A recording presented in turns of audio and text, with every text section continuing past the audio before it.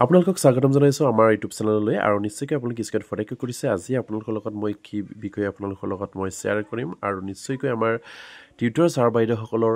এবৰি সমস্যাৰে জড়িত হৈ আছে আৰু সেই সমস্যাবিলাক তেখেতসকলে কি ধৰণে কৰিলে সেই সমস্যাৰ পৰা পৰিত্ৰাণ পাব পাৰে সেয়া তেখেতসকলে 42 বাৰতে তেখেতসকলে চেষ্টা কৰি আহিছে আৰু অসম চৰকাৰক তেখেতসকলে বাৰম্বাৰ আহি টিউটৰ ছাৰ বাইদেউসকলৰ সমস্যাখিনি অৱগত কৰি আহিছে কিন্তু অসম চৰকাৰে যেন সেই টিউটৰ শিক্ষকসকলৰ সমস্যাখিনি গুৰুত্ব দিয়া নাই আৰু সেইবাবে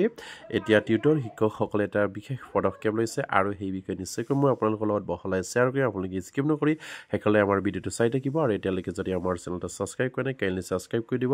আৰু প্ৰত্যেকগৰাকী আমাৰ টিউটৰ শিক্ষকৰ লগত জড়িত আমাৰ শিক্ষক কৰ্মচাৰীসকলে যাতে নেকি এইখিনি খবৰ পায় আপোনালোকে শ্বেয়াৰ কৰি দিব আপোনালোকে নিশ্চয় স্ক্ৰীন ফটেকৈ কৰিছে ইয়াত লিখিছে তিনিটাকৈ টিউটৰ সন্থাই গঠন কৰিলে সন্মিলিত টিউটৰ মঞ্চ আমাৰ বিশেষকৈ বিভিন্ন পৰ্যায়ৰ টিউটৰ আছে আৰু সেই টিউটৰৰ তিনিটা সন্থাই লগ লাগি এটা সন্মিলিত টিউটৰ মঞ্চ গঠন কৰিছে যিটো মঞ্চৰ জৰিয়তে তেখেতসকলে অসম চৰকাৰক দাবী উত্থাপন কৰিবলৈ তেখেতসকলে সিদ্ধান্ত কৰিছে আৰু তিনিটাকৈ টিউটৰ সন্থা বুলি কওঁতে আপোনালোকে হয়তো অনুমান কৰিব পাৰিছে আমাৰ কিসকল টিউটৰ ইয়াত জড়িত হৈ আছে আৰু ইয়াত নিশ্চয়কৈ আমাৰ প্ৰভিন্সিয়েলাইজ যিসকল LPME টিউটৰ ছাৰ বাইদেউসকল আছে তেখেতসকলৰ এটা সন্থা আছে আৰু যিসকল হাইস্কুল আৰু হাই ছেকেণ্ডাৰী এটা টিউটৰ ছাৰ বাইদেউসকল এটা সন্থা আছে তেখেতসকলৰ এটা সন্থা আৰু নিশ্চয়কৈ একমিডেট টিউটৰ ছাৰ বাইদেউসকলৰো এটা সন্থা আছে আৰু সেয়ে নিশ্চয়কৈ আমাৰ একমিডেট টিউটৰ সন্থা আৰু সন্মিলিত আমাৰ যিসকল টিউটৰ একেলগ হৈছে একমিডেট টিউটৰ ছাৰ বাইদেউসকলক লগ কৰি আমাৰ প্ৰভিন্সিয়েলাইজ কৰা আমাৰ LPME যিসকল টিউটৰ ছাৰ বাইদেউসকল আছে আৰু হাইস্কুলৰ যিসকল টিউটৰ ছাৰ বাইদেউসকল আছে একেলগকৈ তেখেতসকলে তিনিটা সন্থাই আপোনাৰ মিলি এটা টিউটৰ সন্থা গঠন কৰিছে যিটো টিউটৰ মঞ্চ বুলি ইয়াত উল্লেখ কৰিছে মানে সন্মিলিত টিউটৰ মঞ্চ বুলি আৰু সেই মঞ্চৰ জৰিয়তে তেখেতসকলৰ সমস্যাখিনি অসম চৰকাৰক অৱগত কৰিবলৈ তেখেতসকলে সিদ্ধান্ত গ্ৰহণ কৰিছে আৰু ইয়াত নিশ্চয় কৈছে ৰবীন্দ্ৰনাথ বৰগোহাঁইৰ সভাপতিত্বত গঠন হ'ল 15জনীয়া সমিতি আমাৰ ৰবীন্দ্ৰনাথ বৰগোহাঁইৰ সভাপতিত্বত গঠন কৰা হৈছে বুলি কৈছে এটা 15জনীয়া সমিতি ইয়াত কৈছে ৰাইজৰ তিনিটাকৈ টিউটৰ সন্থা ক্ৰমে LPME টিউটৰ সন্থা একমিডেট টিউটৰ সন্থা আৰু হাইস্কুল টিউটৰ সন্থা একত্ৰিত হৈ গঠন কৰিলে সন্মিলিত টিউটৰ সন্থা আৰু নলবাৰীত সংগঠনটোৰ সভাপতি ৰবীন্দ্ৰনাথ বৰগোহাঁই আৰু সম্পাদক দ্বিজেন শৰ্মাই আজি সেই কথা জানিবলৈ দি কয় যে কালি অনুষ্ঠিত তিনিওটা সন্থাৰ এখন গুৰুত্বপূৰ্ণ বৈঠকত এই সন্মিলিত মঞ্চ গঠন কৰা হয় আৰু ইয়াত সভাপতি আপোনাৰ বৰগোহাঁই উপৰিও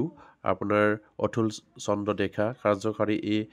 সভাপতি দ্বিজেন শৰ্মাৰ লগতে ভুৱন শৰ্মা আৰু ৰকিফুল ইছলামক সম্পাদক হিচাপে লৈ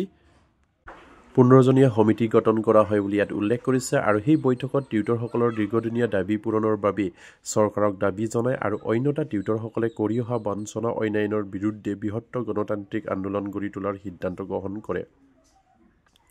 মঞ্চৰ তৰফৰ পৰা সেই কথা জানিবলৈ দি কোৱা হয় যে টিউটৰ সংস্থাসমূহে তেওঁলোকৰ দাবীসমূহৰ বিষয়ে আলোচনা কৰাৰ বাবে বিগত প্ৰায় 3 বছৰ অনুৰোধ কৰি অহাৰ পিছতো মুখ্যমন্ত্ৰী হিমন্ত বিশ্ব শৰ্মাৰ সাক্ষাতৰ বাবে সময় দিয়া নাই গতিকে এতিয়া আন্দোলনৰ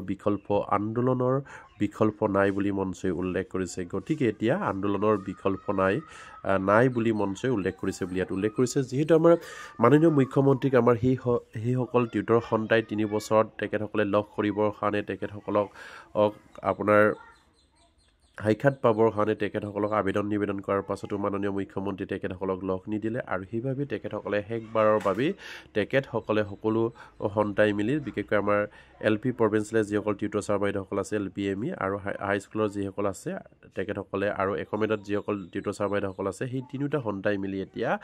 একেলগ হৈ তেখেতসকলে এটা সন্মিলিত এটা টিউটৰ মঞ্চ গঠন কৰিছে যিটো মঞ্চৰ জৰিয়তে তেখেতসকলে অসম চৰকাৰক তেখেতসকলৰ সমস্যাখিনি অৱগত কৰিবলৈ বিচাৰিছে আৰু সেইবাবে তেখেতসকলক মাননীয় মুখ্যমন্ত্ৰী লগ নিদিয়াত তেখেতসকলে এতিয়া আন্দোলনৰ সিদ্ধান্ত গ্ৰহণ কৰিছে বুলি ইয়াত উল্লেখ কৰিছে সেয়েহে নিশ্চয়কৈ মাননীয় মুখ্যমন্ত্ৰীয়ে হওক বা অসমৰ চৰকাৰেই হওক আমাৰ সেইসকল টিউটৰ শিক্ষকসকলৰ সমস্যাখিনি অতি সোনকালে সমাধান কৰক কাৰণ তেখেতসকলৰ যিখিনি সমস্যাৰে জড়িত হৈ তেখেতসকলে বৰ্তমানৰ সময়ত যি ধৰণৰ তেখেতসকলৰ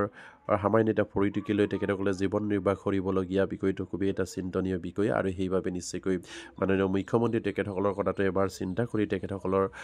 সমকামৰ সমমৰ্যাদা প্ৰদান কৰি সমকামৰ সমধৰ্মা প্ৰদান কৰিব বুলি আমাৰ ফালৰ পৰা তেখেতসকললৈ বিনম্ৰভাৱে অনুৰোধ কৰিলোঁ মাননীয় মুখ্যমন্ত্ৰীলৈ আৰু অসম চৰকাৰলৈ আৰু নিশ্চয়কৈ প্ৰতিগৰাকী টিউটৰ ছাৰ বাইদেউসকলে নিজৰ সমস্যাখিনি বা নিজৰ যিখিনি প্ৰাপ্য সেইখিনি আজৰি আনিবলৈ হ'লে নিশ্চয়কৈ আপোনালোকৰ একতা লাগিব আৰু সেইবাবেই আপোনালোকৰ সন্তাই একতাৰে কাম কৰি যাবৰ কাৰণে এতিয়া 3টা সন্তাই একেলগ হৈছে আৰু সেইবাবে তেখেতসকলে সন্মিলিত টিউটৰ সন্থা বুলি এখন মঞ্চ গঠন কৰিছে আৰু সেই মঞ্চৰ জৰিয়তে নিশ্চয়কৈ আপোনালোকৰ সমস্যাখিনি সমাধান কৰিবলৈ তেখেতসকলে আগবাঢ়িব আৰু সেইকাৰণে প্ৰতিগৰাকী অসমৰ যিমানবিলাক আমাৰ এলপিৰ পৰা কলেজলৈকে যিমানসকল পাৰিকৃত টিউটৰ ছাৰ বাইদেউসকল আছে আৰু যিসকলে কমেণ্টেড টিউটৰ ছাৰ বাইদেউসকল আছে তেখেতসকলে নিশ্চয়কৈ আপোনালোকৰ বিষয়ববীয়াৰ লগত যোগাযোগ কৰি আপোনালোকৰ সমস্যাখিনি সমাধান কৰাত তেখেতসকলক সহযোগিতা আগবঢ়াওক তেখেতসকলৰ যি সিদ্ধান্ত লৈছে সেই সিদ্ধান্তত আপোনালোকে অংশগ্ৰহণ কৰি আপোনালোকৰ যিখিনি আন্দোলনৰ পথ বাছি লৈছে সেই আন্দোলনটো সফল ৰূপায়ণ কৰাত তেখেতসকলক নিশ্চয়কৈ আপোনালোকে সহযোগিতা আগবঢ়াব লাগিব আৰু প্ৰত্যেকে ওলাই আহিব লাগিব কাৰণ নিজৰ সমস্যাখিনি স্থানকৰে কোনেনো সমাধান কৰি দিব আৰু সেইকাৰণে আপোনালোকৰ সন্থাও সেইটোৱে কৰিছে যে প্ৰতিগৰাকী টিউটৰ ছাৰ বাইদেউসকলে তেখেতসকলে যিখিনি পৰৱৰ্তী পৰ্যায়ত সিদ্ধান্ত লৈছে সেই সিদ্ধান্তত তেখেতসকলক উপস্থিত কামনা কৰিছে আৰু প্ৰতিগৰাকী টিউটৰ ছাৰ বাইদেউসকলৰ সহযোগিতা বিচাৰিছে আৰু সেয়ে নিশ্চয়কৈ প্ৰতিগৰাকী আমাৰ টিউটৰৰ লগত জড়িত শিক্ষক কৰ্মচাৰীয়ে যাতে নেকি এইখিনি খবৰ পায় আপোনালোকে শ্বেয়াৰ কৰি দিব আৰু এতিয়ালৈকে যদি আমাৰ চেনেলটো ছাবস্ক্ৰাইব কৰা নাই কাইণ্ডলি ছাবস্ক্ৰাইব কৰি দিব নমস্কাৰ জয় আইকম